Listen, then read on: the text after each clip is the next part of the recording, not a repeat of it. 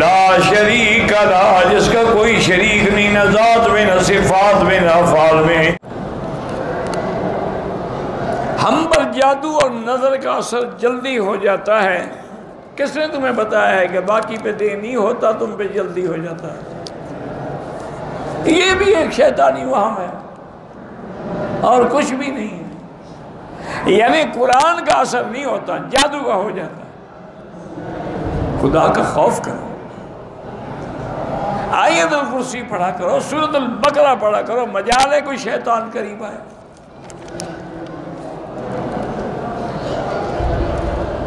میری بیٹی ہے، سنتی بھی نہیں، بولتی بھی نہیں، اللہ اس کو بھی کوئی نہ کوئی رشتہ عطا فرما دیں گے۔ بہرحال یہ بھی اللہ کی حکمتیں ہیں، اللہ کی رضا پہ راضی رہیں۔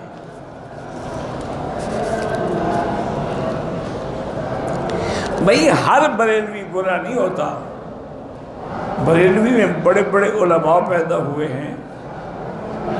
بات یہ ہے کہ اگر وہ اہل بدعت میں ہے، قبروں پہ سجدے کرتا ہے، چڑھاوے چڑھاتا ہے، 11ویں کے دودھ پیتا ہے، میلاد مناتا ہے، اذان سے پہلے صلاۃ و سلام پڑھتا ہے، یہ بدعتی ہے، اس کے پیچھے نماز جائز نہیں۔ رفع یدین کرنے والے کی بھی نماز ہوتی ہے، نہ کرنے والے، دونوں حدیثیں موجود ہیں۔ میں نے کسی کے لیے عمرہ کیا ہے، وہ فوت ہو گئے ہیں، انشاءاللہ آپ کو بھی پورا ثواب ملے گا۔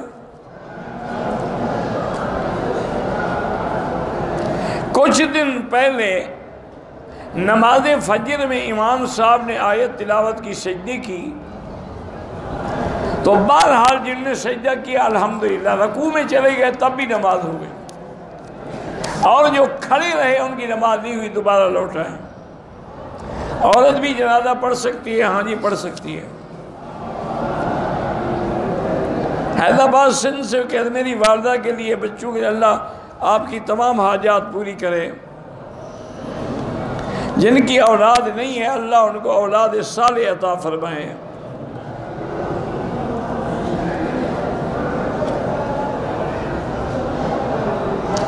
بہرحال کسی لڑکی نے اگر اللہ کے نبی کی توہین کی ہے، اس کی سزا موت ہے، لیکن وہ سزا حکومت دے گی، ہر بندہ خود نہیں دے گا۔ ایسے تو تمہیں جس پہ غصہ آئے گا کہو کہ اس نے توہین کی۔ میں نے صفا مروہ کے 7 چکر کے بجائے زیادہ لگائے، جو زیادہ لگائے وہ تم پہ چھٹی پڑ گئی، ویسے ادا ہو گئی۔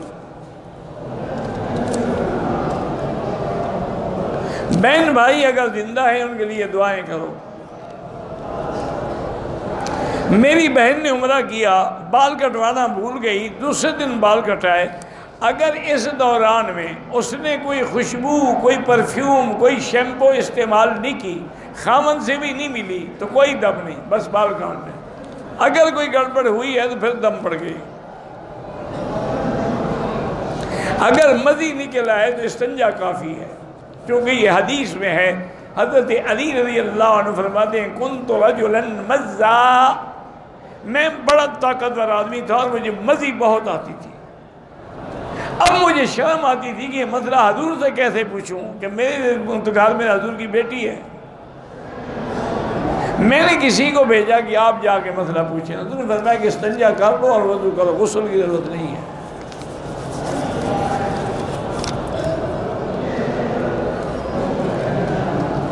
کہتے ہیں جی مجھے کہ اللہ آسمانوں میں ہے، اللہ کی ذات عرش پہ ہے، کما یلیق بشانہ، جو قرآن کہتا ہے الرحمن علی العرش استوى۔ قرآن کہتا ہے آمنتم من فی السماء۔ دیکھو نا جب تم دعا کرتے ہو تو ہاتھ کیسے اٹھاتے ہو؟ کہ یوں اٹھاتے ہو، اوپر کوئی ذات ہے نا جس کے آگے مانگتے ہو، باقی جیسے اس کی شان کو زیبا ہے۔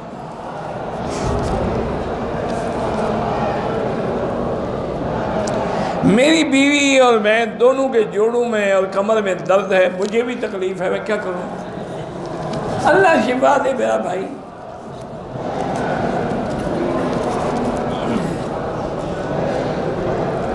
میرا بیٹا قاری بن رہا تھا مگر مدرسہ چھوڑ دیا، اس کے لیے 2 رکعت روزانہ صلاۃ الحاجہ پڑھ کے دعا کریں کہ اللہ اس کو صالح بنائے۔ ہمارا بڑا بھائی معذور ہو گیا ہے، ان کے لیے عمرہ کر سکتے ہو۔ عمرے 7 چکر ہو گئے، طواف میں کم، ہر طواف 7 چکر کا ہوتا ہے۔ جس بندے کا داڑھی نہ ہو وہ نہ تکبیر کہے، نہ اذان کہے، نہ امام بنے، ہو جائے گی، نماز بھی ہو جائے گی، صلو خلف کل بر و فاجر۔ لیکن حکم یہی ہے کہ چونکہ اس نے گناہ کبیرہ کا ارتکاب کیا ہے، وہ فاسق و فاجر ہے، تو فاسق فاجر کو امام نہیں بنانا چاہیے۔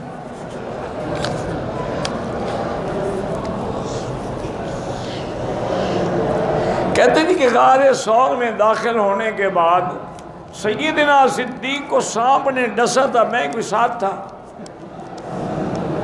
جو مولوی ساتھ ہو اس سے پوچھو۔ کہتے ہیں روایات میں ہے، کسی صحیح حدیث میں نہیں۔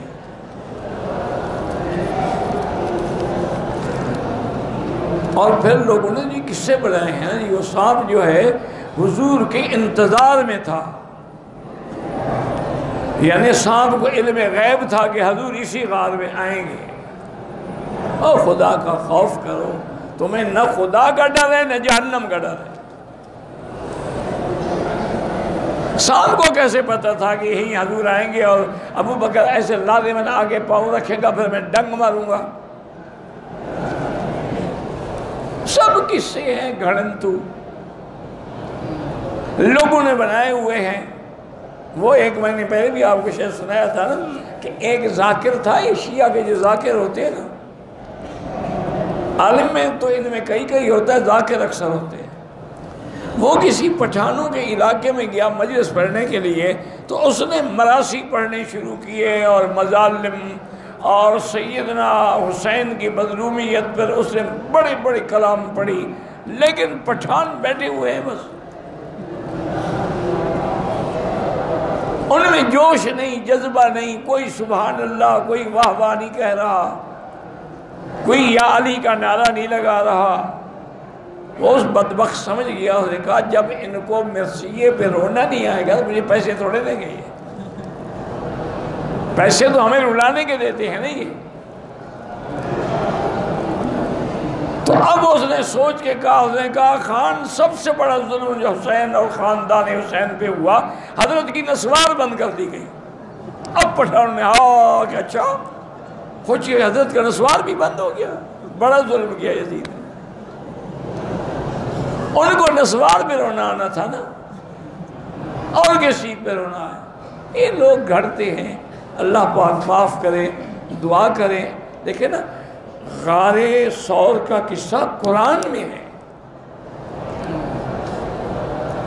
جب قرآن نے ہر چیز بیان کی ہے تو سانپ والا قصہ مولوی کے لیے چھوڑ دیا تھا کہ 1400 سال کے بعد مولوی آئے گا سانپ کو پکڑے گا۔ بس قصے ہیں، انا للہ و انا الیہ راجعون۔ دعا کریں اللہ ہمیں بھی ہدایت دے، ان کو بھی ہدایت دے۔ کوئی ہمارے دشمن تو نہیں ہے، لیکن ان نے پیٹ بھرنے کے لیے جھوٹے جھوٹے بہانے بنا رکھے۔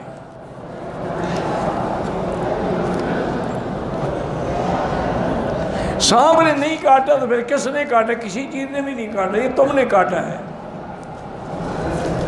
کہتے ہیں حضرت ابو بکر کو سانپ نے نہیں کاٹا تو کس نے کاٹا؟ کسی نے چیز نے نہیں کاٹا، صرف مولوی نے کاٹا ہے۔